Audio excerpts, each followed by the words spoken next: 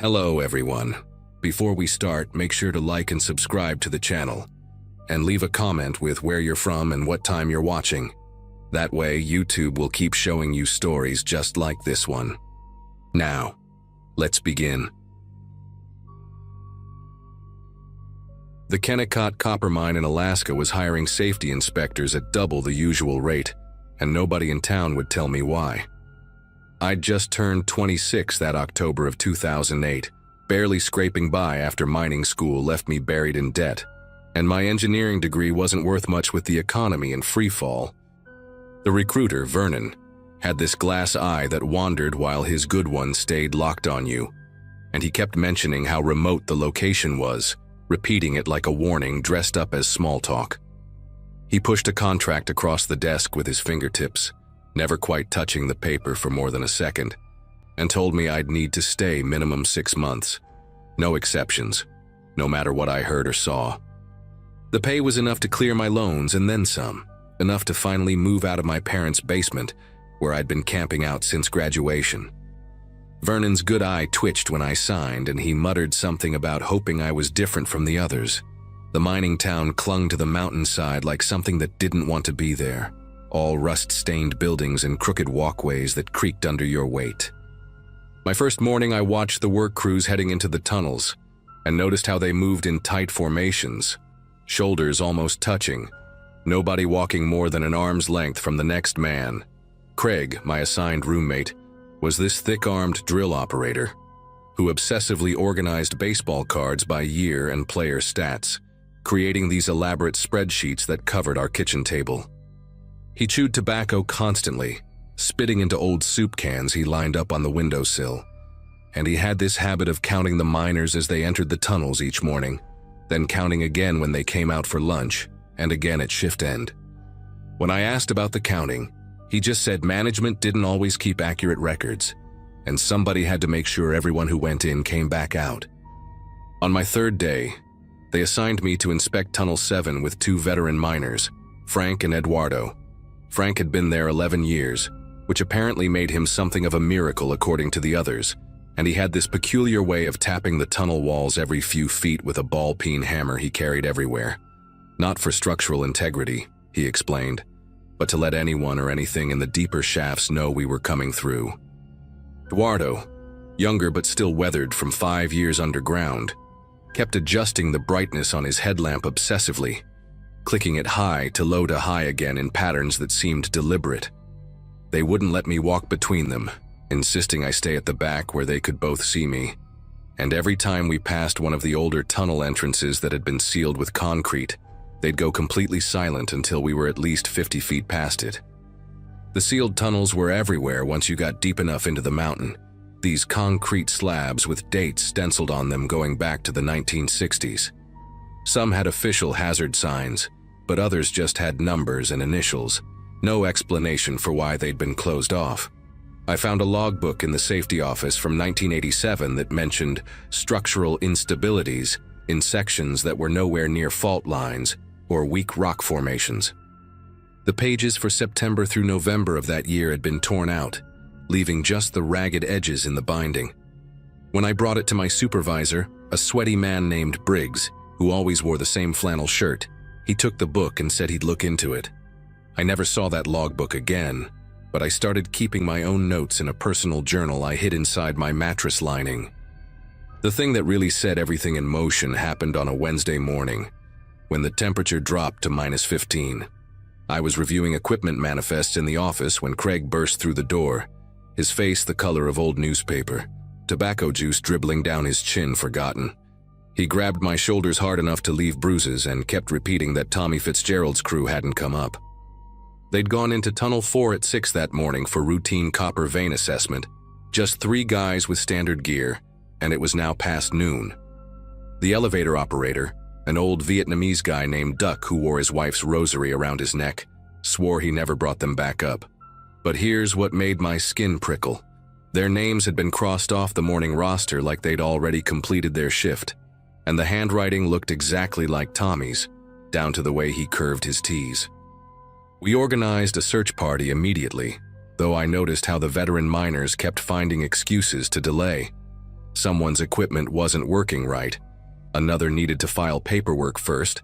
A third suddenly remembered an urgent medical appointment. Finally, it was just me, Craig, Frank, and 2 younger guys named Bradley and Kevin, who'd only been there 3 months. The elevator ride down felt like descending into a throat, the cables groaning in ways I'd never heard before. When we reached Tunnel 4, we found Tommy's crew's equipment scattered near the entrance. Their helmets arranged in a perfect triangle on the ground, headlamps still on and burning, pointing inward at each other. Their tools were there too, but twisted into shapes that made no sense. Drill bits bent into spirals, pickaxes with handles wrapped around their own heads like metal snakes. Frank grabbed my arm before I could touch anything, his fingers digging in hard enough that I felt it through my jacket. He pointed at the ground where I was about to step. There were scratches in the rock, deep gouges that formed words. "They make us dig ourselves out." The letters were jagged, desperate, carved by fingernails judging by the blood dried in the grooves. Bradley started hyperventilating, that gasping wheeze echoing off the tunnel walls, while Kevin backed toward the elevator saying he needed to report this to management immediately. But Craig blocked his path, explaining in this deadly calm voice that management already knew, had always known, and reporting it would just make us the next crew that didn't come back up. That's when we heard it. A rhythmic scraping from deeper in the tunnel, metal on stone, keeping perfect time like a metronome. The sound pulled at something primitive in my brain, every instinct screaming to run, but Frank was already moving toward it with that hammer of his raised. We followed because the alternative was splitting up, and even the 3-month rookies knew that was a death sentence in these tunnels. About 200 feet in, the main shaft opened into a cavity that wasn't on any map I'd studied. The walls were too smooth, too perfectly circular, like something had bored through the rock with incredible heat. And there, in the center, we found Tommy Fitzgerald. He was alone, standing with his back to us, making that scraping sound with what was left of a shovel. His clothes were shredded, hanging in strips, and his skin underneath was covered in what looked like chemical burns, these perfect circles the size of quarters all over his arms and neck. When Frank called his name, Tommy turned around and his eyes were gone. Not gouged out, but filled with this milky substance that had hardened like concrete. Tommy's mouth opened and closed like he was trying to speak, but only this wet clicking came out, like bones breaking underwater. He kept scraping that shovel against the wall in the same pattern, and I realized he was writing something, the same 5 numbers over and over, 31, 7, 85, 2, 19. Craig recognized it first, went pale as winter ash, and whispered that those were employee ID numbers of miners who disappeared back in 1994. Tommy's hands never stopped moving, even though the flesh was worn down to visible bone on his fingers. The shovel handle fused to his palms somehow, melted into the skin like plastic. Behind him, further in that impossible cavity, we could see the others from his crew, or what was left of them. They were partially embedded in the walls, their bodies twisted at angles that broke every law of anatomy, faces pressed into the rock but still breathing, their chests rising and falling in unison. Bradley lost it completely, started screaming about how this wasn't possible, how none of this could be real, and that's when the light started failing. Not all at once, but in sequence, like something was moving toward us from the deeper parts of the tunnel, extinguishing each light source as it approached. Frank shoved us all back toward the main shaft, practically carrying Bradley, who'd gone limp with terror. But Tommy followed us, still scraping that shovel, leaving a trail of blood and something else, this clear, viscous fluid that smelled like hot copper and antiseptic. Kevin slipped in it, went down hard, and when Craig pulled him up, we saw that the fluid had eaten through his pants, leaving these same perfect circular burns on his legs. The elevator was still there, thank God, but Duke was gone, just his rosary lying on the control panel. The beads partially melted into the metal. Frank knew how to operate the elevator from his years there, his hands steady even while the rest of us were falling apart. As we rose, that scraping sound followed us up the shaft, echoing from below, getting closer even though that should have been impossible with how fast we were ascending. The elevator suddenly lurched to a stop between levels, cables groaning like they were being pulled from below. Through the cage floor, we could see Tommy climbing up the shaft walls, his broken fingers somehow finding purchase on the smooth metal, that shovel still fused to one hand, and carving grooves as he climbed. The emergency phone in the elevator was dead, just this thick static that sounded almost like breathing. Craig started kicking at the emergency hatch, managed to get it open, and we climbed out onto the top of the elevator cage, then up the emergency ladder bolted to the shaft wall. My arms burned, muscles screaming, but the alternative was whatever Tommy had become reaching us. We made it to the surface just as the sun was setting, bursting out of the auxiliary exit like we were being born again. But the camp was empty, completely, utterly empty. Every building door stood open, papers blowing in the wind, vehicles still running with doors ajar. In the main office, we found the staff roster, and every single name had been crossed out in that same handwriting, including ours, with times of death listed as 14:33, 20 minutes before we'd even gone down to search. Craig grabbed the satellite phone to call for evacuation, but the only response was a recorded message from corporate saying the Kennakott facility had been permanently closed due to a catastrophic equipment failure, dated 3 days ago. We took the only working truck and drove 14 hours straight to Anchorage, nobody saying a word the entire time, afraid that acknowledging what happened would somehow make it follow us. The moment we reached Anchorage, Frank drove straight to the state police station, but when we tried to file a report, the officer pulled up the Kennakott mine on his computer and showed us a news article from a week earlier. According to the article, the mine had been closed for renovations since August. No workers on site, completely shut down for safety upgrades. Our names weren't in any employee database, our contracts didn't exist, and when Craig called his wife from the station phone, she said he'd been home all week recovering from the flu. But we still had Kevin's legs covered in those circular burns. We still had my journal with dates and entries, and we still had the dirt under our fingernails from climbing that shaft. The officer took one look at Kevin's wounds, made a phone call, and within an hour, men in suits arrived. Not FBI or police, but something else, no badges, just clipboards and medical equipment. They separated us for questioning, kept us in different rooms for 18 hours, asking the same questions about gas leaks and hallucinations, and whether we'd been exposed to any chemicals.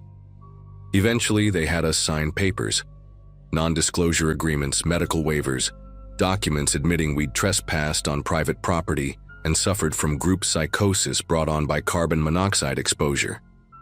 The alternative, they made clear without saying it directly, was disappearing like Tommy's crew. We took the settlement money, enough to keep us quiet and comfortable, and we scattered. Craig moved to Florida. Frank went to Montana. Bradley checked himself into psychiatric care, and Kevin just vanished one day, left everything behind.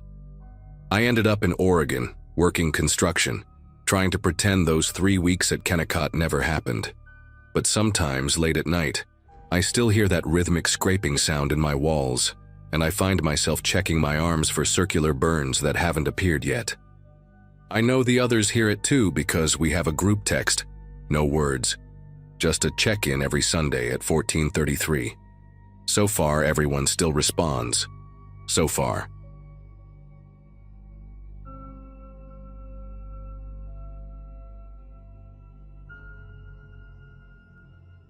The storage room in our forensic lab basement has always given everyone the creeps. But last Saturday, I finally understood why. I'm 28, been working as a forensic anthropology grad student here in Juneau for about 6 months now, cataloging unidentified remains for the state medical examiner's office. Most days it's just measuring bones, entering data into spreadsheets, comparing dental records to missing persons reports that go back decades. The pay covers my rent in this cramped apartment complex downtown, gives me material for my dissertation, and usually doesn't involve anything more disturbing than skeletal fragments and faded paperwork. But that morning, I'd volunteered to organize the pre-1950 case files that had been shoved into corners and forgotten since a flood damaged half our archives in the 70s. Nobody wanted to deal with the water-stained pages and illegible handwriting, so the boxes just sat there, growing mold and collecting dust. Armed with latex gloves, a surgical mask, and enough coffee to fuel a small aircraft, I descended into that narrow, mildew-scented room where the overhead fluorescents buzz and flicker like dying insects. The plan was simple: photograph what I could salvage, transcribe the readable portions, and toss anything too damaged to preserve.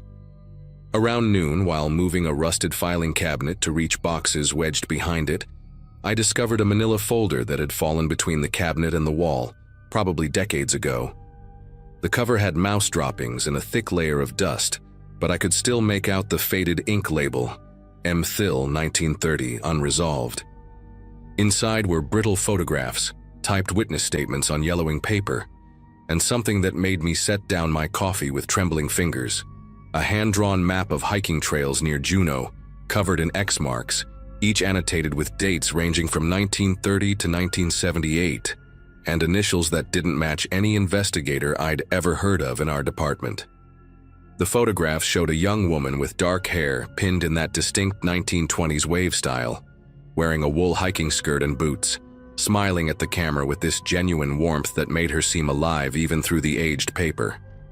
Mary Thill, according to the case notes, 22 years old, elementary school teacher, disappeared during a solo hike on a trail that locals still use today.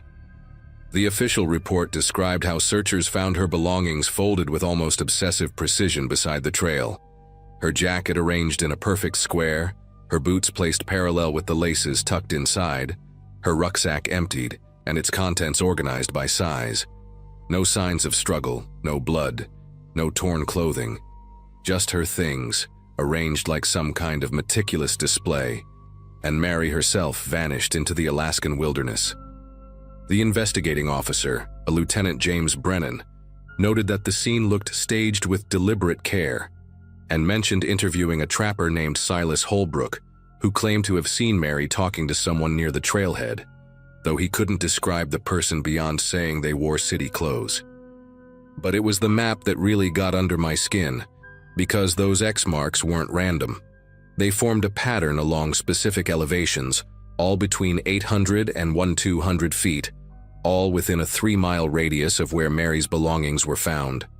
Next to each X were initials and dates: EP 1933, LM 1941, DK 1955, and so on, the most recent being AJ 1978.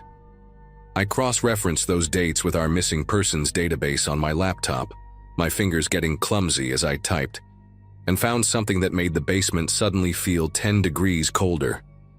Every single date corresponded to a missing hiker in the Juneau area. Not just any hikers, but specifically women between the ages of 20 and 30, all described as hiking alone, all whose belongings were found neatly arranged, but whose bodies never surfaced. 48 years of disappearances, documented on a map hidden in Mary Thill's file, drawn by someone who knew about these cases before some of them were even reported to the police. I should have taken the file straight to my supervisor, should have logged it as evidence and let the proper channels handle it. But something made me dig deeper into that box behind the filing cabinet. Underneath layers of water-damaged reports, I found a leather journal, the kind with a strap closure that had rotted away years ago. The pages were yellowed and brittle, filled with neat handwriting and fountain pen ink. The first entry was dated May 1930, signed by Silas Holbrook, the same trapper who'd been interviewed about Mary Thill. My mouth went dry as I read his entries, each one describing in clinical detail his observations of female hikers on the trails, their routines, their habits, which ones hiked alone, what time they typically started, where they rested. He wrote about Mary Thill for 3 weeks before her disappearance, noting that she hiked every Sunday after church, always took the same trail, always stopped at the same spot to eat lunch, a clearing with a view of the valley, approximately 1,000 feet elevation.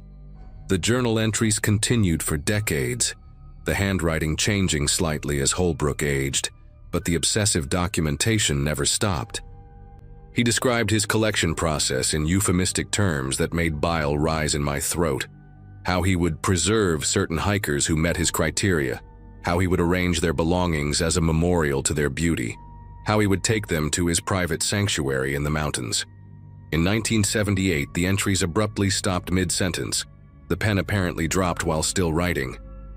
I flipped through the remaining blank pages and found a folded piece of newspaper tucked into the back cover, an obituary for Silas Holbrook, dated September 1978, describing him as a respected outdoorsman and guide who died of a heart attack at age 73, survived by his grandson Michael Holbrook, who had recently returned to Juneau after college to take over his grandfather's guide business.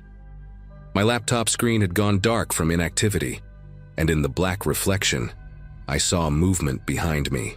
I spun around so fast I knocked over my thermos, coffee spreading across the concrete floor, but the doorway was empty. The fluorescent light above me flickered and hummed, casting shifting shadows in the corners of the room.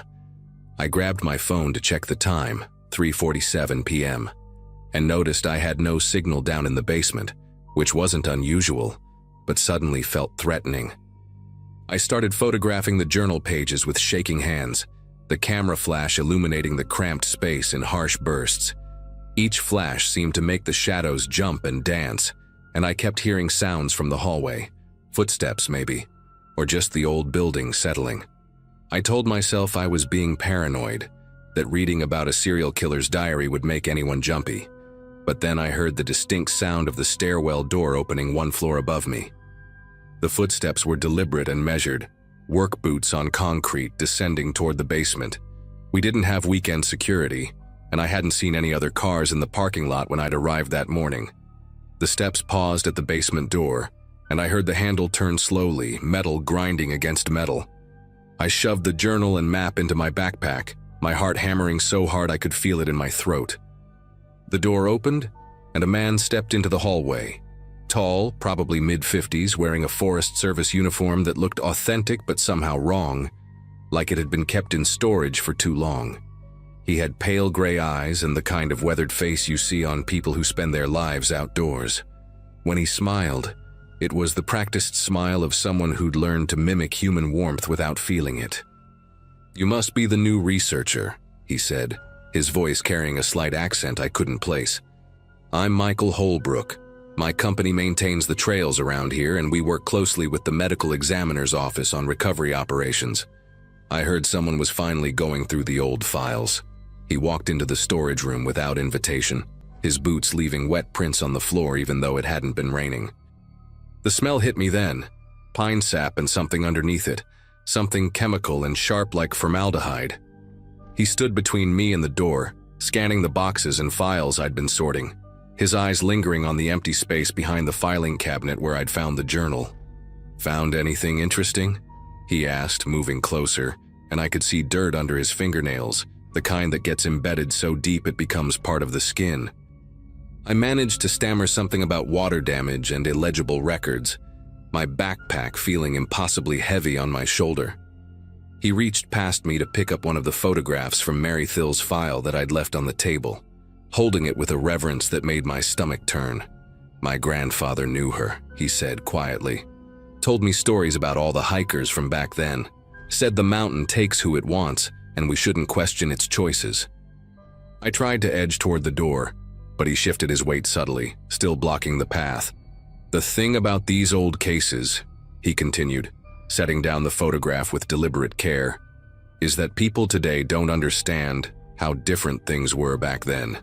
No GPS, no cell phones, no emergency beacons. A person could vanish and it wouldn't be anybody's fault, just nature taking its course." His fingers traced the edge of the table, leaving a faint streak of dirt. "My grandfather taught me everything about these trails. Every hidden path, every cave, every place where the earth opens up and swallows what it's given. He had his special spots, places he'd take people who really wanted to understand the wilderness." The way he emphasized special spots made my skin prickle with goosebumps. He passed that knowledge to me before he died. Family legacy, you could say. Michael pulled out his phone and showed me a photo. Him standing with a group of young women in hiking gear, all smiling at the camera, dated just last month. "I run guided tours now, very popular with tourists. especially solo female travelers looking for an authentic Alaskan experience. The storage room felt smaller, with each passing second, the walls pressing in, the fluorescent light casting his shadow across the doorway like a physical barrier. I forced myself to look at the photo on his phone, memorizing the faces of those women, wondering if they all made it home safely. "That's nice," I managed to say, my voice cracking. I should probably get going, though. Lost track of time down here. I started gathering random papers, shoving them into a box, trying to look busy and normal, while every instinct screamed at me to run. Michael didn't move. "You know what's funny?" he said, pulling out a worn leather wallet from his pocket. "My grandfather kept detailed records too. Guest logs, trail reports, that sort of thing. Very thorough man." He opened the wallet and pulled out a small folded piece of paper, yellowed with age. He even kept a list of researchers who showed too much interest in certain cases. Updated it right until the day he died. He unfolded the paper slowly, and I caught a glimpse of names written in that same fountain pen ink I'd seen in the journal. Before he could say anything else, we heard voices from upstairs, multiple people laughing and talking loudly. The weekend cleaning crew, I realized with overwhelming relief, their cartwheels squeaking as they rolled down the hallway above us. Michael's expression shifted, the mask of friendliness cracking for just a moment to reveal something cold and calculating underneath. He folded the paper and put it back in his wallet, then stepped aside from the doorway. "Looks like you have company," he said, his tone light but his eyes never leaving mine. "I should let you get back to work. But hey, if you ever want to see those trails Mary Thill hiked, I'd be happy to show you. I know exactly where they found her things. My grandfather showed me the spot when I was 12, said it was important to remember." He reached into his pocket and placed a business card on the table, his muddy fingers leaving a smear across the white cardstock. "Think about it. Some places in Alaska, you really need a guide who knows the family history." He walked out then, his footsteps echoing up the stairs, and I stood there clutching my backpack, the journal and map pressed against my ribs through the fabric.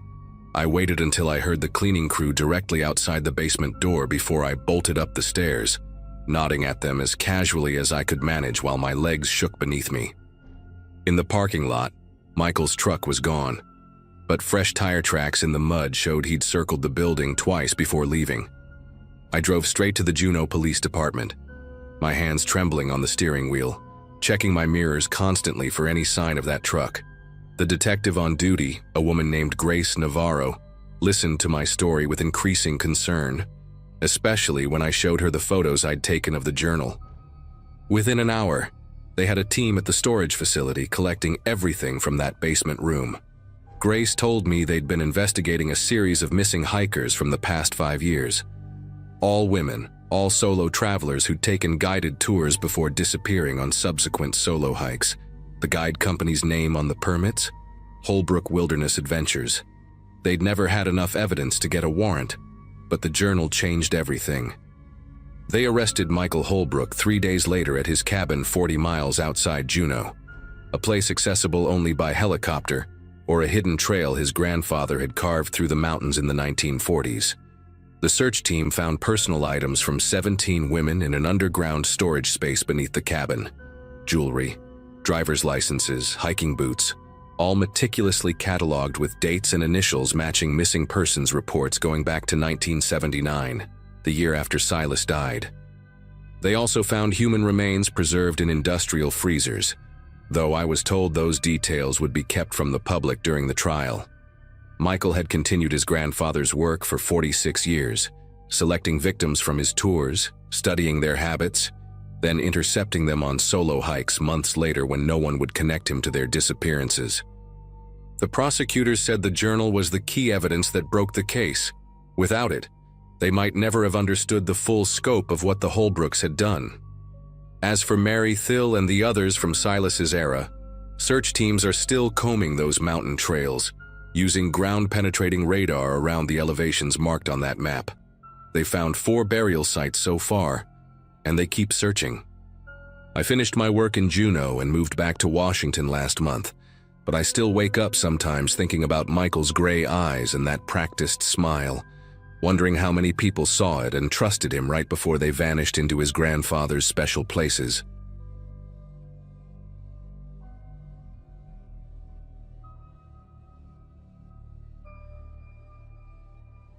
The fall of '71 found me working for a small logging outfit about 40 miles outside of Haines, up where the spruce gets so thick you can barely see 10 feet ahead. I was 32 then, had been running chainsaws since I was 16, and thought I'd seen everything those woods had to offer. My crew consisted of just 4 guys: myself, old Walter who'd been cutting timber since before I was born, a kid named Danny fresh out of high school, and our foreman Steve, who mostly handled the equipment and paperwork. We'd set up camp at the mouth of this valley the locals called Silent Valley, though none of us paid much attention to the name at first. The job was supposed to be straightforward: clear about 20 acres of mature spruce for a new access road the state wanted to put through. Good money, decent weather for September, and we figured we'd be done in 3 weeks tops. The first few days went smooth as butter. Nothing out of the ordinary except maybe how quiet it was up there. Now I'd worked plenty of remote sites, but this valley had a peculiar quality to it, the kind of quiet that makes you notice your own breathing. Walter mentioned it on day 3, said in all his years he'd never heard a forest so empty of bird calls, so absent of the usual rustling and chittering you get from squirrels and such. But we had a job to do, and quiet woods meant less distraction, so we kept at it. Our routine was simple: up at 5, breakfast over the camp stove, then into the valley by 6 to start cutting. We'd work until about 4 in the afternoon, then head back to camp for dinner and cards. The company had given us a 2-way radio for emergencies, but the mountains blocked most signals, so we were pretty much on our own out there. It was on the 5th night that I first heard them, the voices. I'd turned in early, around 9, worn out from wrestling with a particularly stubborn old-growth spruce that had taken half the day to bring down. The others were still playing poker in Walter's tent, their laughter drifting through the thin canvas walls. I was just starting to drift off when I heard what sounded like someone talking, way off in the valley. Not shouting or calling out, just regular conversation, like 2 people walking and chatting. The weird part was how clear it sounded despite the distance. Every few seconds I'd catch a word or 2, though never enough to make out what was being said. I lay there for maybe 20 minutes straining to hear better, trying to convince myself it was just the wind playing tricks or maybe sounds carrying from another logging camp. But there weren't any other operations within 15 miles of us, and the wind had been dead still all day. The next morning at breakfast, I asked the others if they'd heard anything strange during the night. Danny just shrugged and shoveled more beans onto his plate, but Walter gave me this long look over his coffee cup. Steve said he thought he'd heard something around midnight when he'd stepped out to take a leak. Sounded like people having a conversation somewhere up the valley. He'd figured maybe some hunters had wandered through, though hunting season wasn't for another month and we hadn't seen any tracks besides our own. Walter finally spoke up. Said he'd been hearing things for the past 2 nights but hadn't wanted to spook anyone. Voices, he said. Sometimes just one, sometimes several. Always coming from deeper in the valley where we hadn't cut yet. The strangest thing was how they seemed to echo off the mountains in ways that didn't make sense, like the sound was bouncing off walls that weren't there. We tried to joke about it that morning, Danny saying maybe it was Bigfoot having a family reunion. But nobody really laughed.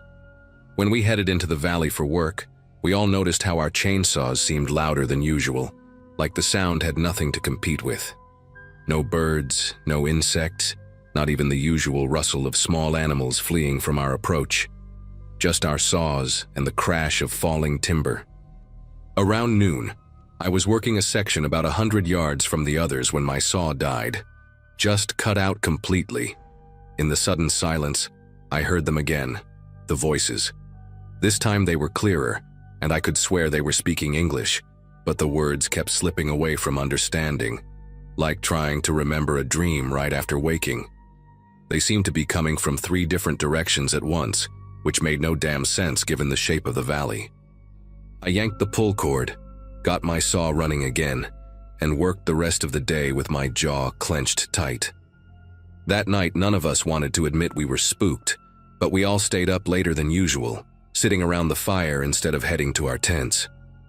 Steve had tried the radio earlier, hoping to reach the company office, but all we got was static with these weird pulses in it, almost rhythmic.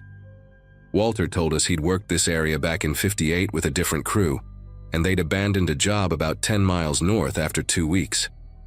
Wouldn't say why exactly, just that the forest up here could play tricks on you, make you hear things that weren't there, or maybe were there but shouldn't be.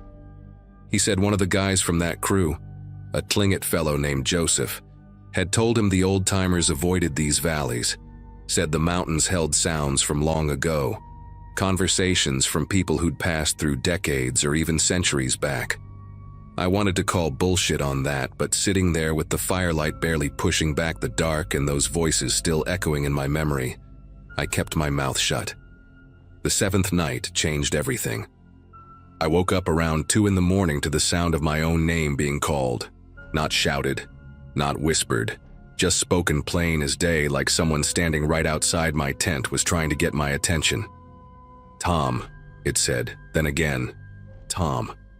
The voice was familiar but wrong somehow, like hearing a recording of yourself played at the wrong speed.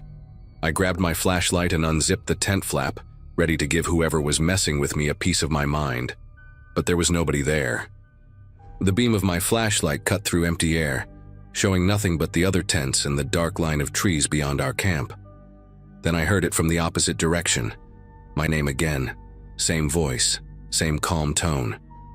I spun around, and that's when I saw Walter standing outside his tent, flashlight in hand, looking just as confused as I felt. "You hear that?" he asked, and before I could answer, we both heard Danny's voice, clear as anything, coming from the valley. Except Danny was in his tent. We could see the shape of him through the canvas sitting up in his sleeping bag. Steve came stumbling out of his tent, asking what the hell was going on, and that's when things got truly weird. We heard Steve's voice too, coming from the tree line, asking the same question he'd just asked, but with this hollow quality to it, like an echo that came before the original sound. We stood there in our underwear and boots, 4 grown men scared stupid, listening to our own voices having conversations we weren't having, coming from places we weren't standing.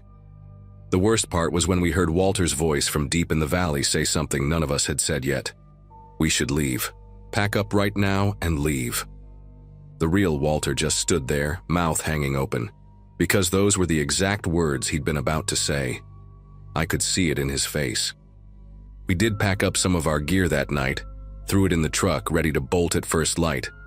But Danny, trying to be brave or maybe just stupid, convinced us to stay, said we'd never live it down if we ran from some weird echo phenomenon, probably caused by temperature inversions or some scientific thing we didn't understand. The next morning, day 8, Walter was gone. His tent was still zipped from the inside, sleeping bag laid out neat like he'd just stepped out for a minute, but his boots were missing, and so was he. We found his tracks heading into the valley, steady and purposeful, not like someone stumbling around in the dark. We followed them for about a quarter mile before they just stopped, not disappeared gradually or got confused with other tracks. They just ended mid-stride, in a patch of soft earth between 2 massive spruces. Steve tried the radio again, managed to get a crackling connection to report Walter missing, but the static was so bad he wasn't sure if anyone heard him. We spent the whole morning searching, calling Walter's name until our throats were raw, but the only answer we got was our own voices bouncing back from directions that made no geometric sense. Around noon, Danny found Walter's chainsaw about 300 yards from where the tracks ended, sitting upright against a tree like someone had carefully placed it there. The chain was clean, the gas tank full, no sign it had been used that day. We were packing up to leave, screw the job, screw the money, when we heard Walter's chainsaw start up somewhere deeper in the valley. That distinctive Husqvarna growl was unmistakable. Walter had modified the muffler himself to give it a particular sound. We stood there paralyzed, because we could see Walter's saw sitting right there in the back of Steve's truck where we'd just put it. But the sound kept going, steady and workmanlike, occasionally revving high like it was biting through wood. Steve grabbed his rifle from the truck and we headed toward the sound, though every instinct I had was screaming at me to run the opposite direction.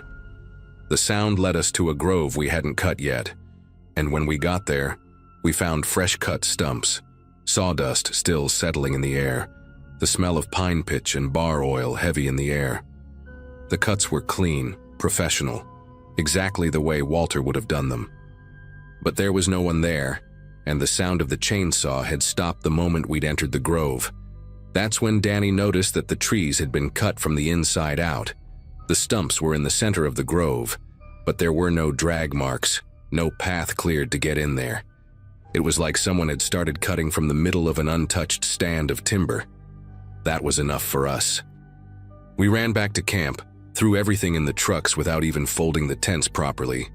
Just bundled everything up like our lives depended on getting out of there fast. As we were loading the last of the gear, I heard it one more time. Walter's voice, clear and close like he was standing right behind me. "The valley keeps what it wants," he said, and when I spun around, there was nobody there, just Danny and Steve already in their trucks, engines running, ready to leave. I didn't tell them what I'd heard. We drove out of there doing 40 on a logging road meant for maybe 15 miles per hour, tools bouncing in the truck beds, not caring if we wrecked the suspension.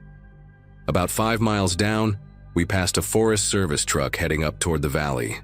The ranger flagged us down, asked if we were the crew that had called in about a missing worker. Steve did the talking, told them about Walter, showed them on the map where we'd been camped. The ranger, an older guy with deep lines around his eyes, just nodded like he'd heard this story before. Said they'd send a search team up, but the way he said it, I could tell he didn't expect to find anything. They searched for 2 weeks, found Walter's body on day 12, sitting at the base of a tree about 2 miles from our camp, in an area we'd searched at least 3 times. The coroner said he'd been dead for at least 10 days, which made no sense given when he'd disappeared. No signs of injury, no animal predation, just sitting there with his eyes closed like he'd decided to take a nap and never woke up. His feet were bare and clean, no signs he'd walked 2 miles through the forest. The chainsaw sounds, the voices, the trees cut from inside out, none of that made it into the official report. The authorities blamed it on carbon monoxide from a faulty heater in his tent, said he'd wandered off disoriented and died of exposure. But his tent didn't have a heater, and it hadn't been cold enough for exposure. Steve and Danny never talked about it afterward, and I never went back to logging. I work construction now, nice and safe in town where the only sounds are the ones that make sense. But sometimes, on real quiet nights, I still hear Walter's voice saying those words, and I know that Valley is still up there, still keeping whatever it wants to keep.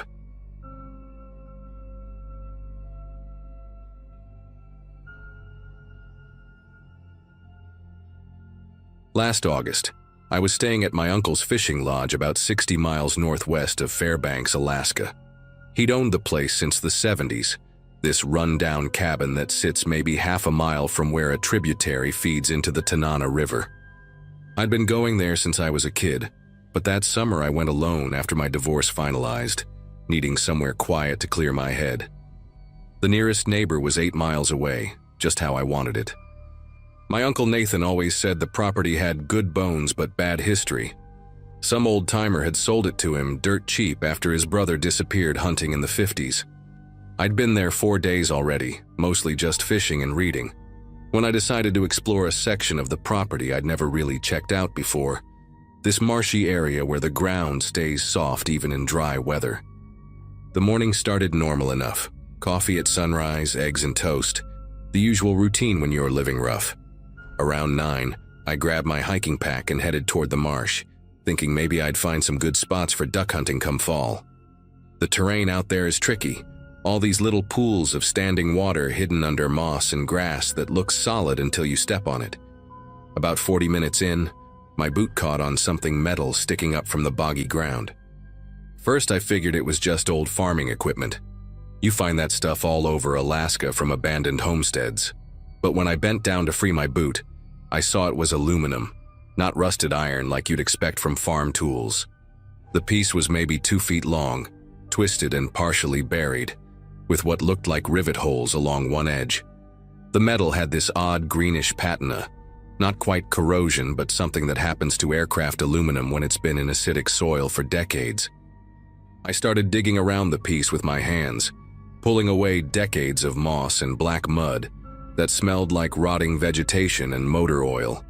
The metal went deeper than I expected, connected to a larger section that was bent at an unnatural angle, like something had hit with tremendous force. There were numbers stamped into one section, AF, and then some digits I couldn't make out, all corroded, but definitely military designation style. I'd seen enough military surplus to recognize that.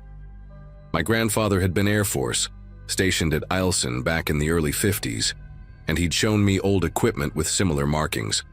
The weird part was finding it here, in the middle of nowhere, on land that had been private property since before World War II, according to the county records my uncle had shown me once. I kept excavating, using a fallen branch as a makeshift shovel, and about 3 feet down I hit something that made me stop breathing for a second.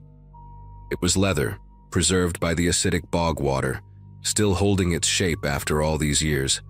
A boot, military issue by the look of it, the kind with the metal grommets and thick soles they used in the 40s and 50s.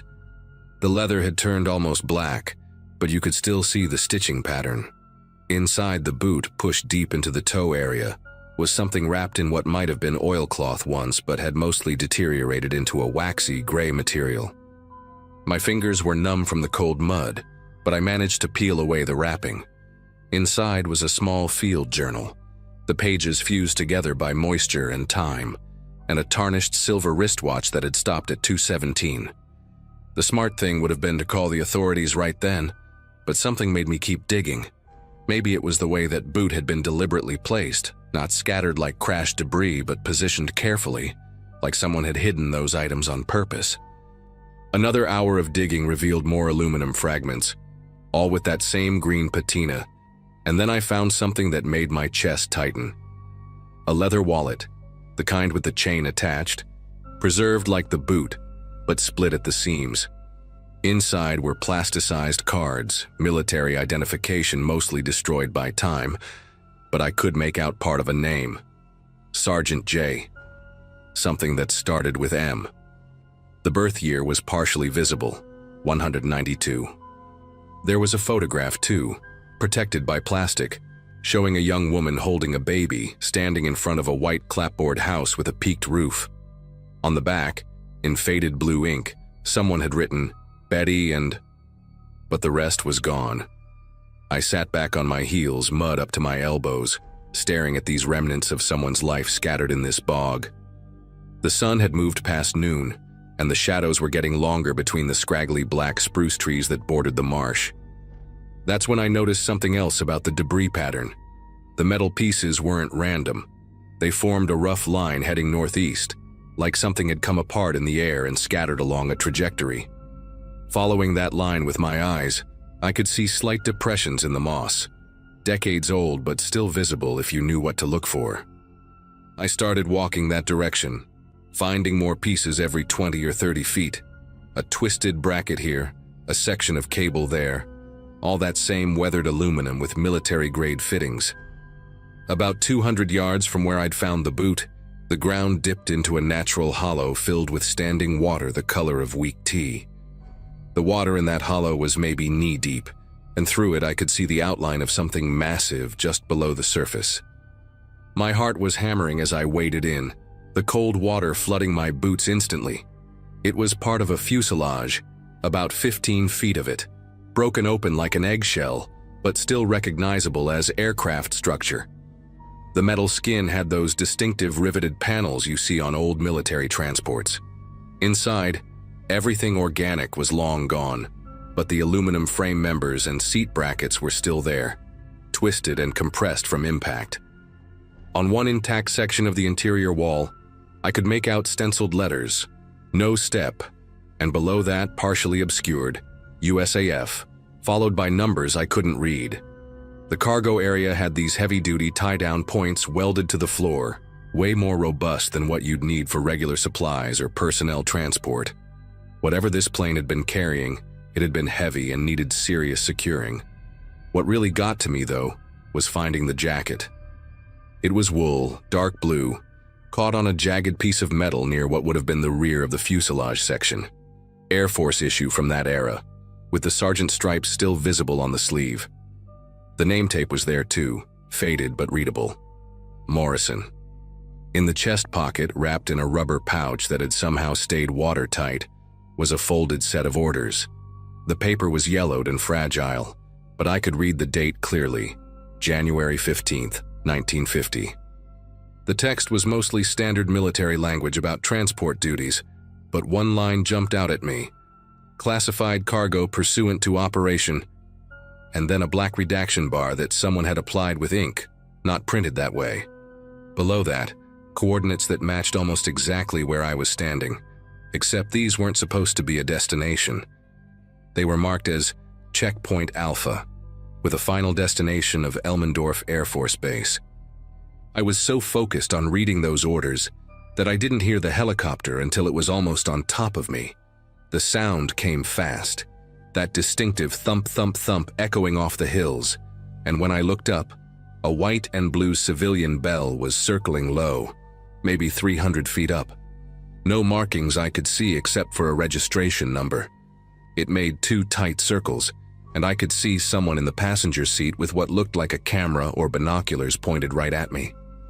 Then just as suddenly as it appeared, it banked hard and headed southeast toward Fairbanks. The whole thing lasted maybe 90 seconds, but every hair on my neck was standing up. In 20 years of coming to this property, I'd never seen aircraft fly that low over this area, except for the occasional bush plane heading to the villages up north, and those never circled like that. I grabbed everything I could carry, the journal, the watch, the wallet, the orders, and stuffed them in my pack, then started back toward the cabin fast. The sun was getting low, maybe 3 hours of light left, and I kept checking the sky every few seconds. My mind was racing through the implications. This crash site had been here for over 70 years, undiscovered on private land, and within hours of me finding it, someone was already surveying the area. By the time I made it back to the cabin, my shirt was soaked through with sweat despite the cool evening air. I locked the door, something I never did out there, and spread the items on the kitchen table. That's when I noticed something I'd missed before. The field journal's pages were fused, but the edges had writing and one partial sentence was visible. Cargo is reactive to, and then nothing. The next visible fragment said, men showing symptoms of, and the rest was destroyed by water damage. Around 8 that evening, I heard vehicles coming up the access road, multiple engines, heavy ones. Through the window, I saw 3 black SUVs pull up. No government plates, but that unmistakable federal look. 6 people got out, all in outdoor gear like they were just hikers or hunters. But the way they moved was too coordinated, too purposeful. The man who knocked on my door was probably 50. Gray hair and a military cut. Friendly smile that didn't reach his eyes. He introduced himself as Mr. Carlson from the Environmental Protection Agency. Said they'd received reports of possible contamination in the area. Old military waste from Cold War operations. Did I know anything about that? Had I noticed any unusual debris, any metal fragments, anything that seemed out of place? His tone was casual, but 2 of his colleagues were already walking the perimeter of the cabin, and I could see one talking into a radio, eyes scanning the tree line. I played dumb, said I'd just been fishing, hadn't seen anything unusual. Carlson nodded, handed me a business card with just a phone number, no agency logo, no address. He said if I remembered anything or found anything unusual, I should call immediately, that some old military materials could be hazardous even after all these years. Then he asked, almost like an afterthought, if I'd taken any photos that day, maybe for social media, anything that might help them identify contamination areas. When I said no, he smiled again and said they'd be conducting a survey of the area over the next few days, suggested it might be safer if I headed back to town until they completed their assessment. It wasn't technically an order, but the way he said it, the way those other 5 people stood around my cabin, I knew I didn't have a choice.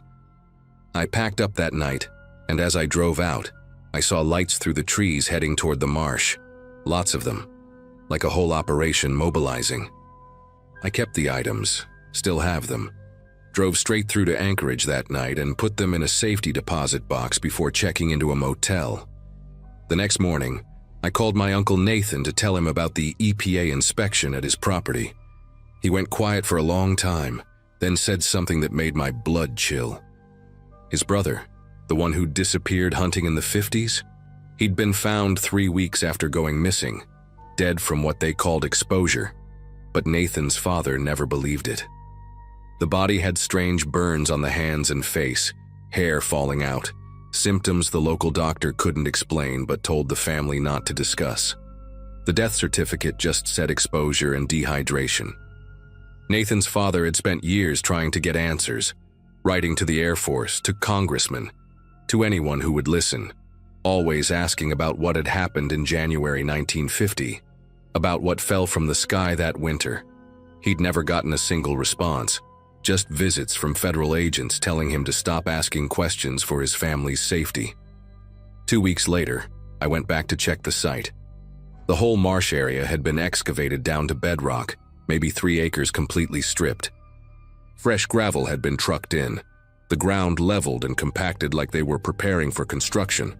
New "no trespassing," environmental remediation area signs were posted every 50 feet, official-looking with EPA logos and warning symbols. But here's the thing. I looked up the EPA's contamination database when I got home. There's no record of any cleanup operation at those coordinates. No environmental assessment, no hazardous waste site designation. Nothing. I called the number on Carlson's card once using a payphone at a truck stop. It rang twice, then a voice just said, "Yes?" When I asked for Mr. Carlson, the line went dead. The number was disconnected when I tried again an hour later. I still check online sometimes, searching for any mention of that 1950 flight, cross-referencing the names Morrison and Betty with missing aircraft reports. Every few months, a link I've bookmarked goes dead, a database entry disappears, another piece of the puzzle gets scrubbed away. But I kept those items, and sometimes I pull them out and look at that photograph of Betty and her baby, wondering if they ever knew what really happened, if they're still out there somewhere, getting old now, still waiting for answers about why their father never came home.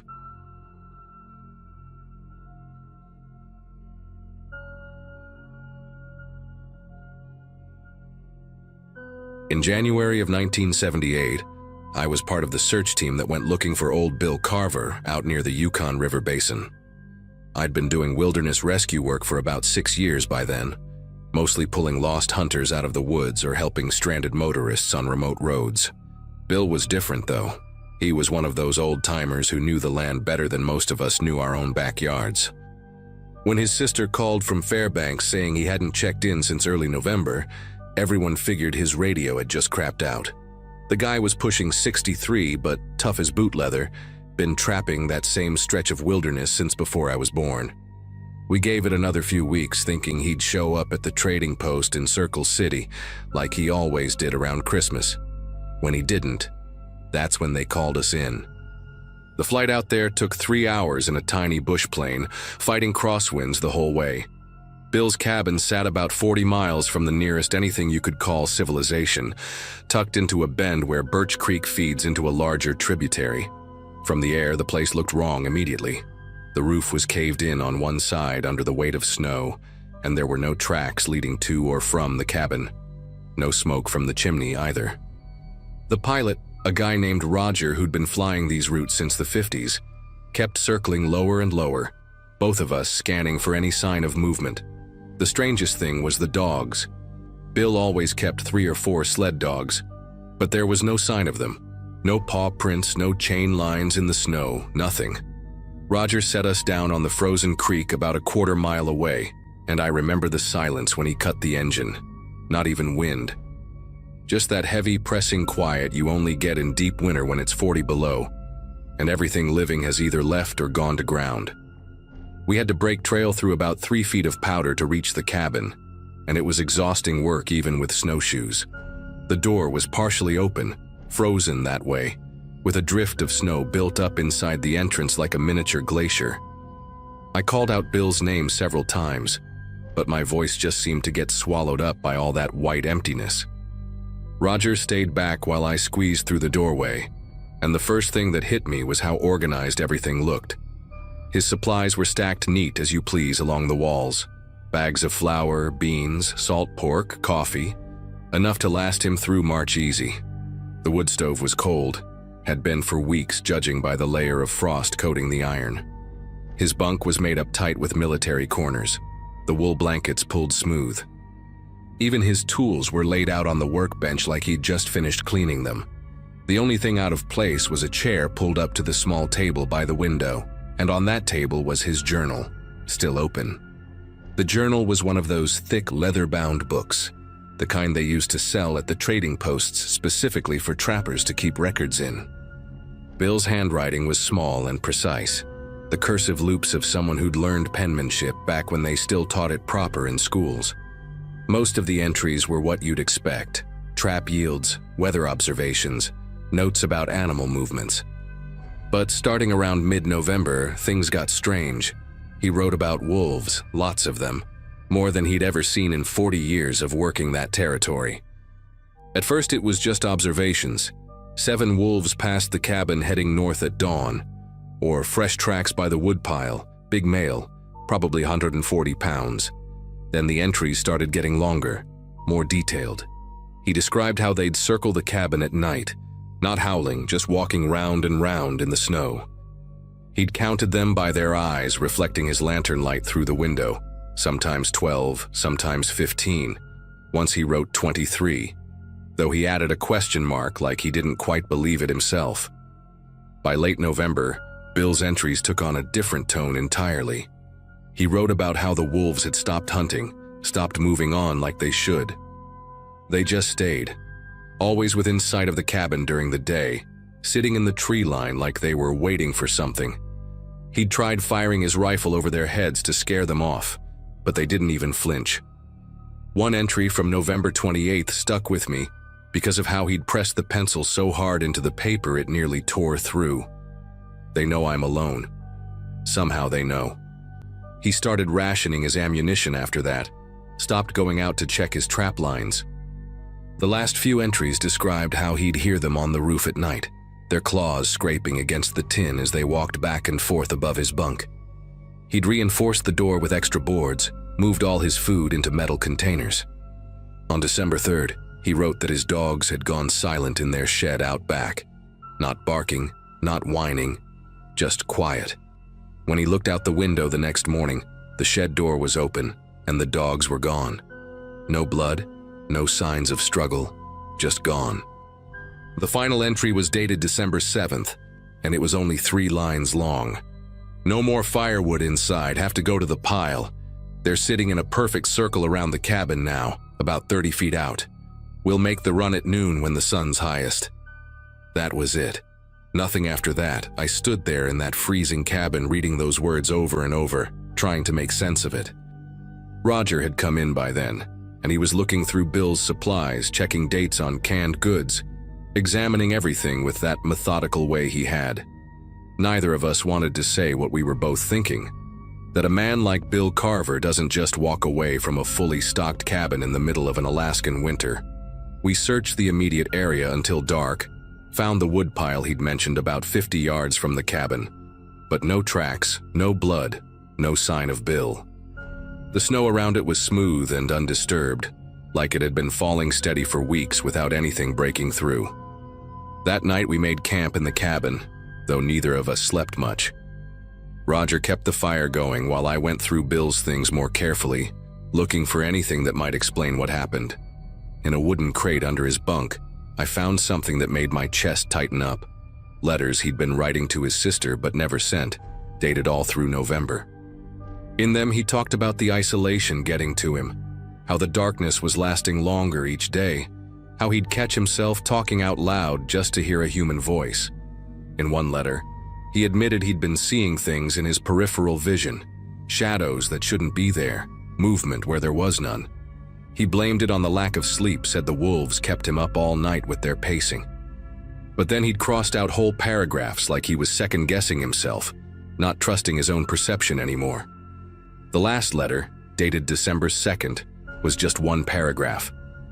"Martha, if something happens to me, know it wasn't the cold or carelessness. This place does things to a man's mind. The wolves aren't acting like wolves anymore. Or maybe I'm not acting like a man. Hard to tell the difference after a while." Around 3 in the morning, Roger shook me awake. He was standing by the window, and when I joined him, I understood why he'd woken me. There were wolves out there, maybe 6 or 7 of them, sitting in the snow just at the edge of where our lamplight reached. They weren't doing anything, just sitting there facing the cabin, their eyes reflecting green in the darkness. We watched them for maybe an hour, neither of us speaking, and they never moved, never made a sound. Then just before dawn, they all stood up at the exact same moment and walked away in single file, disappearing into the trees. Roger turned to me and said the first words either of us had spoken in hours. "We're leaving. Now." We packed up Bill's journal and his personal effects for his sister, left everything else. As the plane lifted off, I looked back and saw them. Had to be 20 or 30 wolves, coming out of the forest and moving toward the cabin.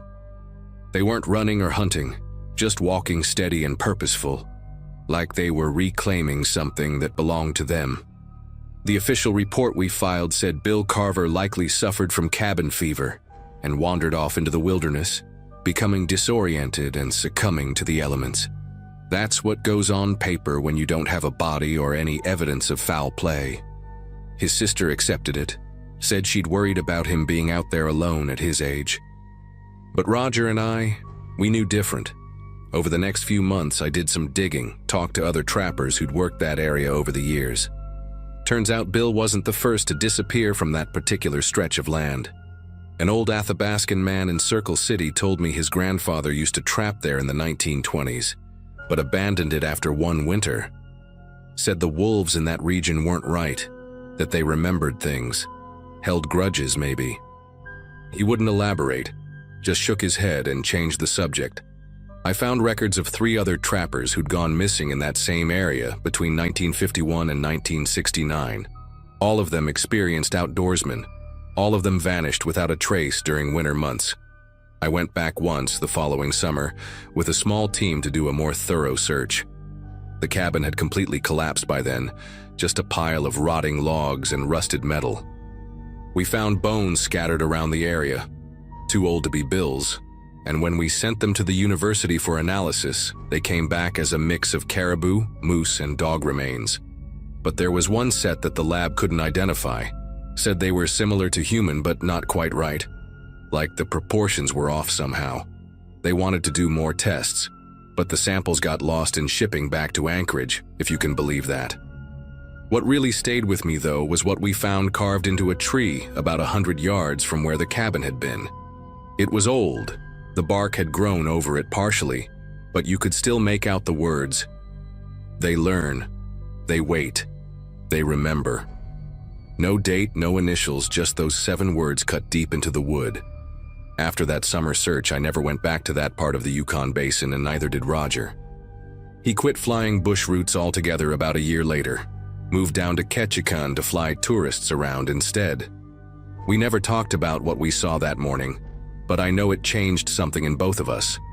I still do search and rescue work, but now when someone goes missing in that particular region, I'm always somehow booked up with other assignments. Call it cowardice if you want, but there are places in Alaska that don't belong to us, never have. The old-timers knew it. The indigenous peoples knew it long before that. Bill Carver forgot it, or maybe the isolation made him stop believing it.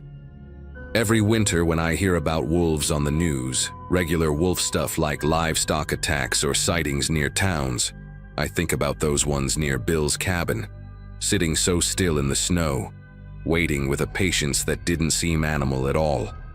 The strangest thing happened about 5 years after Bill disappeared.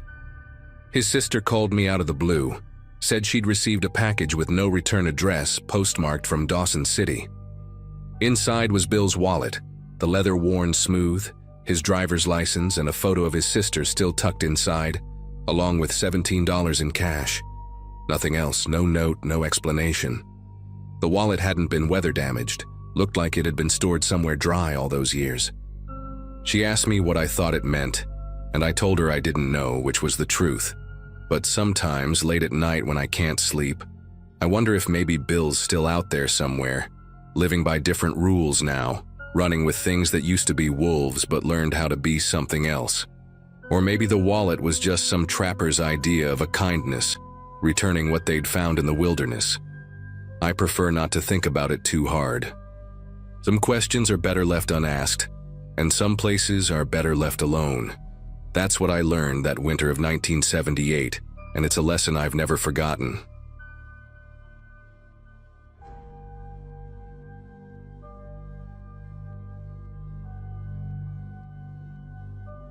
The research station on San Nicolas Island only had running water for 2 hours each morning, and I'd just finished my cold shower when Dr. Harrison knocked on my door with the news that would change everything. I was 26 that summer in 2001, fresh out of my marine biology PhD program at UC San Diego, working my first real field assignment studying pinniped behavior off the California coast. The island stretched barely 3 miles long, all volcanic rock and stubborn coastal scrub, with a small facility that housed 6 researchers during peak breeding season. We monitored different sea lion colonies scattered around the rocky shores, documenting mating patterns, pup survival rates, and territorial battles between the massive bulls. The work was exhausting but exhilarating, exactly what I'd dreamed about during all those years in windowless labs. Nobody really talked about Dr. Jennifer Lawson, who disappeared the previous year during a routine observation, but her untouched field notebook still sat on the common room shelf like some kind of warning. The official report blamed rough seas and aggressive wildlife, though the details remained frustratingly vague. That particular morning in early July started with an equipment malfunction that should have been my first warning to stay away from Boulder Point. My radio had been crackling with static all night, and when I tried to check in with base camp at 5 a.m., all I got was this weird interference pattern that sounded almost rhythmic, like breathing through a broken speaker. The Western Rookery was my assigned observation post that day. About 300 sea lions packed onto a series of flat rocks that jutted out into the Pacific like broken teeth. Getting there required a 40-minute hike along narrow cliff paths that turned treacherous when wet from the morning fog. I'd made the trek dozens of times already that season, but something felt different as I loaded my gear into my backpack. The bulls had been unusually aggressive lately, with several researchers reporting close calls when the animals had charged much farther inland than typical. One massive bull in particular, tagged as M47, had developed this unnerving habit of following our movements from the water, his scarred head breaking the surface wherever we set up our blinds. He had this damaged left eye, clouded white from some old injury, and the way he'd track us with his good eye while that dead one stared blindly ahead made everyone uncomfortable. Dr. Harrison had asked me to collect tissue samples from any deceased pups I found, a grim but necessary part of understanding mortality patterns in the colony. The preservation kit weighed an extra 15 pounds in my pack, and I remember adjusting the straps repeatedly as I made my way down the volcanic rock trail. The fog was thicker than usual, reducing visibility to maybe 20 feet, and the sound of the colony grew louder with each switchback turn. You could hear them before you saw them, this cacophony of deep bellows, high-pitched barks, and the occasional splash as a bull launched himself into the surf. The smell hit next, that distinctive mix of fish, ammonia, and wet fur that seasoned researchers barely noticed anymore but still made newcomers gag. I'd learned to breathe through my mouth on approach, though the taste wasn't much better. As I reached the observation blind, essentially a small wooden structure we'd built behind some larger rocks, I noticed immediately that someone had been there recently. Fresh boot prints in the sand led from the blind down toward the water's edge, which was strange since I had the only scheduled observation that day. The prints were small, maybe a women's size 7, and they had this distinctive wear pattern on the heel that looked familiar. I followed them carefully, staying well clear of the bull's territory markers, invisible boundaries that, if crossed, would trigger an 800-pound charge you couldn't outrun. The tracks led to a flat section of beach where we sometimes found dead pups washed up after storms, but what I found there made me stop breathing for several seconds. Dr. Lawson's equipment bag, the one that had supposedly been lost with her 10 months ago, was wedged between two rocks just above the tide line. The canvas was bleached from sun exposure and stiff with salt, but her initials JL were still visible in faded black marker. Inside, her waterproof field notebook had survived remarkably intact, though something had torn deep gouges through the cover, leaving parallel scratches that went clean through 30 pages. The final entry, dated the day she disappeared, contained measurements and behavioral notes that seemed routine until the last paragraph, where her usually neat handwriting became increasingly erratic. M47 displaying unprecedented territorial expansion, she'd written, the letters getting larger and more jagged with each word. Followed me 200+ meters inland. Coordination with other bulls? They're moving in patterns that don't match any documented behavior. Christine saw it too, but Harrison dismisses concerns. The juveniles won't enter the water when M47 is near. They know something. The entry cut off mid-sentence, with a long ink streak trailing off the page like she'd been interrupted while writing. I photographed each page with shaking fingers, trying to document everything before deciding what to do next. The rational part of my brain said to pack up immediately, hike back to base, and show Harrison what I'd found. But those fresh boot prints bothered me. Someone had been here within the last few hours, maybe even this morning, and left without taking this evidence. As I stood there puzzling over the timeline, a sudden silence fell over the colony. If you've never experienced 300 sea lions going completely quiet simultaneously, it's the kind of wrong that makes your primitive brain scream warnings. I turned slowly toward the rookery and saw something that shouldn't have been possible according to everything I'd learned about pinniped behavior. The bulls had formed a semicircle at the water's edge, all facing the same direction, inland, toward where I stood. M47 was in the center, that milky eye catching the morning sun through the fog, and his massive head was lowered in what looked like a hunting posture. The females and pups had retreated to the furthest rocks, pressed together in tight groups, their usual barking replaced by low, anxious rumbles. In 15 years of studying marine mammals, I'd never seen anything remotely similar to this coordinated positioning. My hand moved instinctively to the radio clipped to my belt, but all I got was that same rhythmic static when I tried to call base. The bulls began moving then, not the typical aggressive rushing you'd expect, but this slow, deliberate advance up the beach, maintaining their formation. They covered ground with surprising coordination, using their front flippers to haul their bulk forward while their back flippers provided stability. The preservation kit in my backpack contained a flare gun for emergencies, and I fumbled for it while backing slowly toward the cliff path. Rule number 1 in wildlife research: never run from a predator. But these weren't acting like predators. They moved with the patient inevitability of something that knew its prey had nowhere to go. 30 meters separated us when I fired the flare into the air, the bright red burst momentarily visible through the fog. The sound should have startled them, sent them scrambling back to the water in typical pinniped fashion. Instead, they paused for maybe 3 seconds, then resumed their advance. M47 made this sound I'd never heard from a sea lion before, something between a growl and a clicking that the others seemed to respond to, adjusting their positions slightly. My grandfather had fought in Korea, and he once told me about how the enemy would use psychological tactics, coordinated movements designed to break morale before physical contact. Watching those bulls advance with such unnatural precision reminded me of his stories, except these were animals that shouldn't have been capable of that level of strategic thinking. The cliff path was only 10 meters behind me when I heard the splash. Not the chaotic splashing of animals entering water, but something deliberate and measured. I risked a glance back toward the ocean and saw more bulls emerging from the surf, cutting off any escape route along the beach. They moved to flank the first group, creating what any military tactician would recognize as a pincer movement. That's when I noticed the bones scattered among the rocks near the water's edge, too large to be from fish, too weathered to identify clearly, but arranged in small piles that looked deliberately placed. The fog was lifting slightly, and in the improved visibility, I could see scratch marks on the volcanic rocks leading up from the beach, deep gouges that followed the same paths the bulls were now taking. These weren't random territorial markings. They formed clear routes worn down by repeated use. My mind raced through possibilities, trying to make sense of what I was witnessing when I heard human footsteps on the path above me. Relief flooded through me until I saw who it was. Christine Garrett, another researcher who'd supposedly left for the mainland 2 days ago due to a family emergency.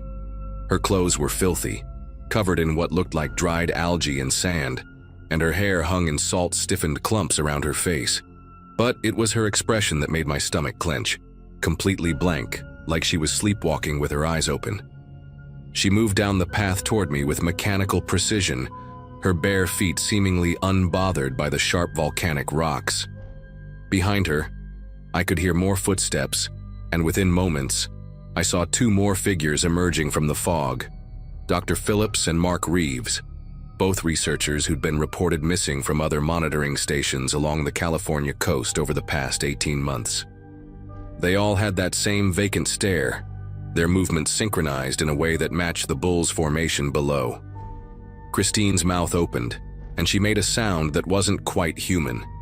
It was that same clicking growl M47 had produced, except coming from human vocal cords, it sounded broken, wrong. The bulls responded immediately, shifting their formation to create an opening, a clear path that led directly to the water's edge where the bone piles waited. The realization hit me with brutal clarity. Jennifer Lawson hadn't drowned or been killed by aggressive wildlife. She was probably out there somewhere, just like Christine and the others, living in some nightmare existence between human and something else. The preserved tissue samples in my pack suddenly took on a different meaning. Maybe Harrison knew exactly what was happening here and needed proof before anyone would believe it. I scrambled up a steep section of rocks, ignoring how the volcanic surface tore through my pants and left bloody scratches on my palms. The 3 researchers followed with inhuman persistence, never speeding up or slowing down, maintaining that steady, purposeful pace. Above them, I could hear a helicopter approaching. The supply run wasn't scheduled for another week, which meant someone at base had received my flare signal after all. The bulls below began retreating toward the water, their formation dissolving as quickly as it had formed, returning to typical sea lion behavior as if a switch had been flipped. Christine and the others stopped their pursuit, standing perfectly still on the trail, their heads tilted at identical angles as they listened to the approaching aircraft. The helicopter landed on the emergency pad near Boulder Point, and 2 Coast Guard officers jumped out along with Dr. Harrison himself. I ran toward them, waving frantically, trying to form coherent words about what I'd witnessed. But when I turned back to point at Christine and the others, they were gone. No trace of them on the trail, no footprints in the sand, nothing. The bulls had dispersed across the rocks in normal resting positions, looking like any other sea lion colony on any other day. Harrison grabbed my shoulders, his face tight with an expression I couldn't read. "Did you get the samples?" he asked, his voice urgent but controlled. When I nodded, still gasping for breath, he immediately took my backpack and handed it to one of the officers. "We need to evacuate now," he said, guiding me firmly toward the helicopter. "There's been an incident at the mainland facility. Contamination from the lab. We're shutting down all field stations." As the helicopter lifted off, I pressed my face to the window, watching the island shrink below us. For just a moment, I swear I saw them. At least a dozen figures standing waist-deep in the surf, completely still, all facing our departing aircraft. Harrison never let me file an official report about what happened that day. The program was suspended indefinitely, officially due to budgetary constraints following a laboratory contamination event. The tissue samples I'd collected disappeared into some bureaucratic void, and my questions were met with increasingly stern warnings about the NDAs I'd signed. 6 months later, I found a different career path, teaching high school biology in Ohio, about as far from the ocean as I could get. But I kept Dr. Lawson's notebook. I'd hidden it in my personal gear before Harrison could confiscate it. Every few years, I checked the marine biology journals. looking for any mention of unusual pinniped behavior or missing researchers along the Pacific coast. There are patterns if you know what to look for. Stations that close suddenly, researchers who transfer without notice, and always reports of unusually aggressive bull sea lions that witnesses describe as moving with almost human intelligence. The island is still off limits, designated as a protected wildlife sanctuary with no human access allowed. Sometimes I wonder if Christine and the others are still out there, standing in the surf, waiting for the next research team to arrive. The last entry in Lawson's notebook, the one I never showed Harrison, was just 2 words written over and over down an entire page. They learn.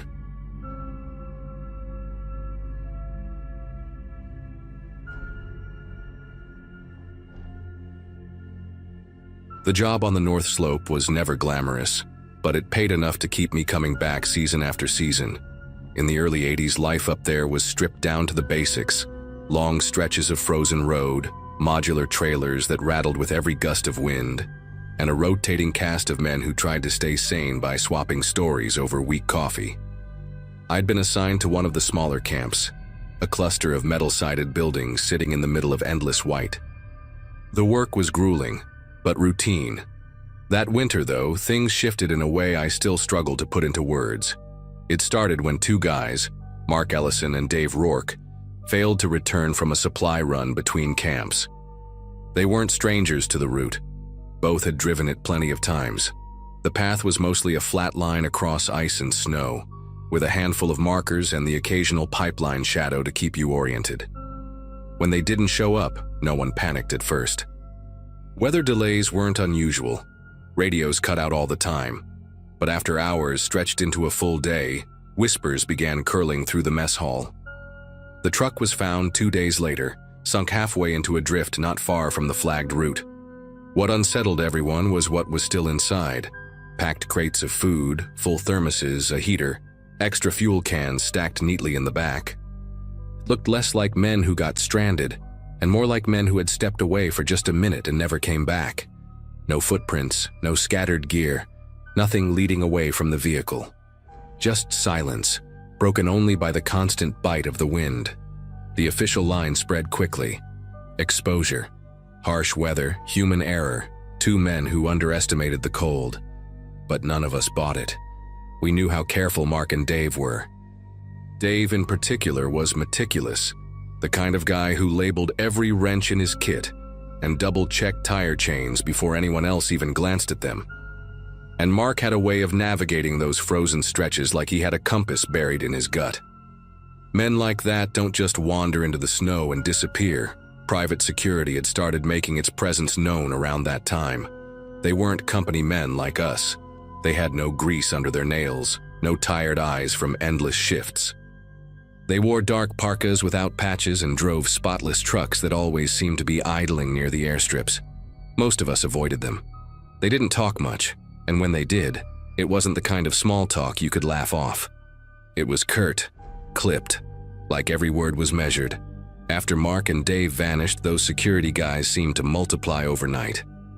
One evening, a mechanic named Joel told me he'd seen Mark and Dave arguing with 2 of the security men near the fuel depot the week before they disappeared. Joel swore he heard raised voices, something about routes not being safe, and you weren't supposed to see that. He said Dave looked furious while Mark kept glancing toward the Snowcat garage like he wanted to bolt. Joel didn't repeat that story to anyone else, at least not openly. Word had a way of getting twisted, and nobody wanted to be the next to draw attention. The search parties went through the motions, snowmobiles combing the flats, helicopters sweeping low, dogs brought in and quickly withdrawn when they kept circling the same patch of frozen ground. Weeks passed and all we got was silence. No bodies, no scraps of clothing, no signal that Mark or Dave had tried to survive out there. The official reports were neat and tidy, stamped and filed away as if the men had been misplaced like paperwork, not swallowed whole by the ice. Still, every night in the rec room, someone would circle back to it. Cigarettes burned down to nubs as the same questions hung in the air. Where could they have gone? And why was security suddenly everywhere? I remember the unease more than anything. the sense that we weren't supposed to ask, that the cold wasn't the only thing pressing down on us. Every time I caught one of those guards staring across the room, it felt like a silent warning to shut my mouth and keep my head down. One night near the end of the season, I walked out behind the generator shack to get a moment of quiet. The sky was clear, the stars sharp and unblinking, and the cold snapped against my face like glass. From there, I could see the long flat where Mark and Dave's truck had been found. For the first time in weeks, I noticed tire tracks that didn't belong to company vehicles. Narrower, fresher than they should have been in that weather. By morning, those tracks were gone, buried under a suspiciously uniform layer of plowed snow. No one mentioned it, but I knew I hadn't imagined what I saw. The more I thought about it, the more it made sense why security never looked worried. They weren't searching for two missing men.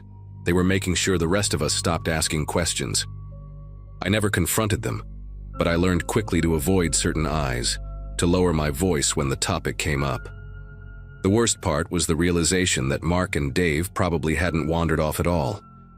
Whatever they stumbled onto, someone decided they weren't coming back to camp.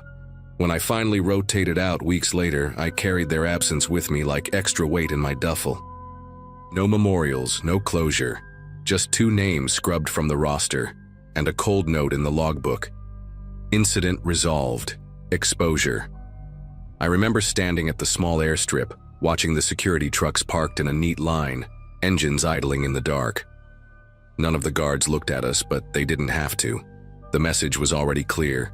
Forget it, move on. Even now, decades later, I can still picture their truck half buried in snow, doors shut, supplies untouched. I don't know what Mark and Dave saw that day, but I know it wasn't the storm that took them.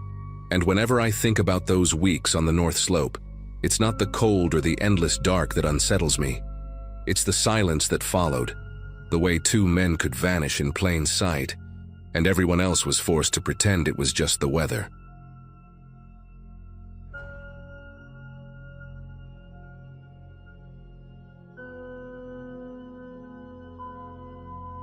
I never imagined a quick walk across campus could turn into the kind of memory that still claws at me decades later.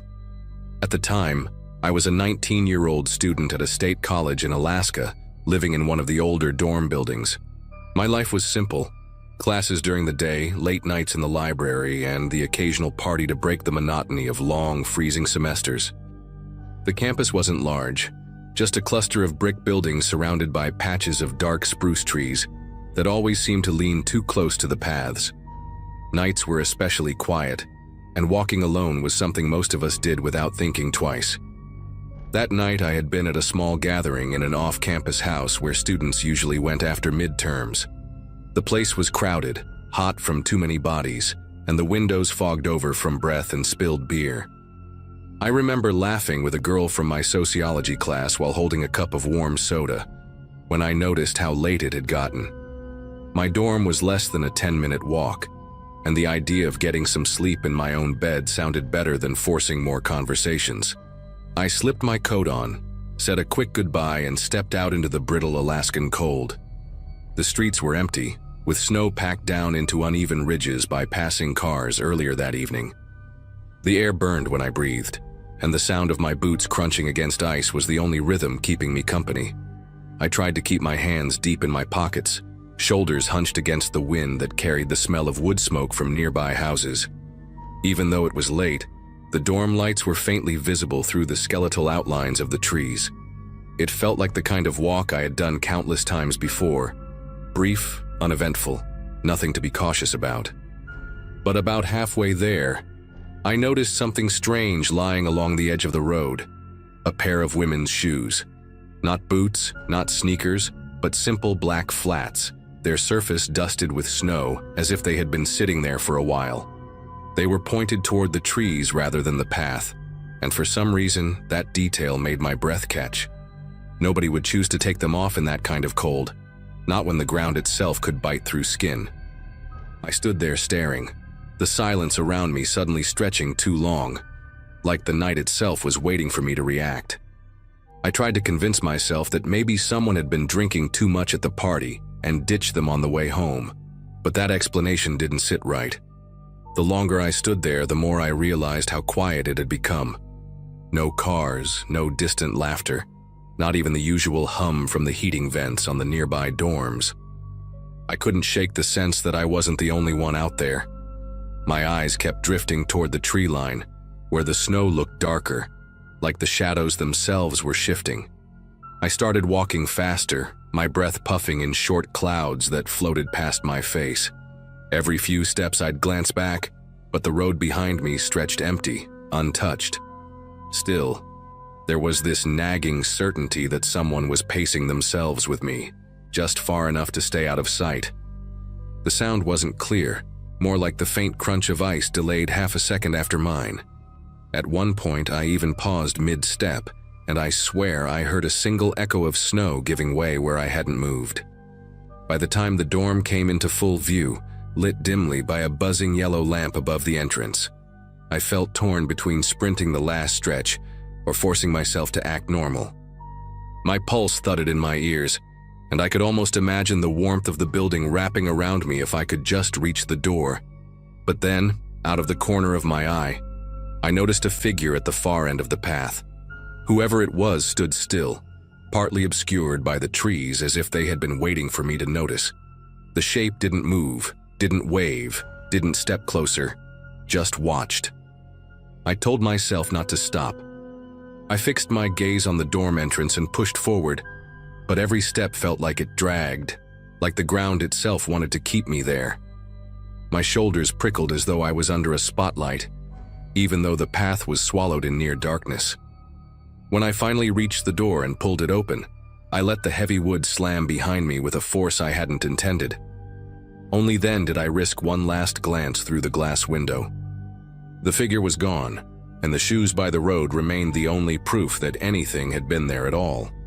The next morning, word spread that campus security had found those same black flats still sitting by the road.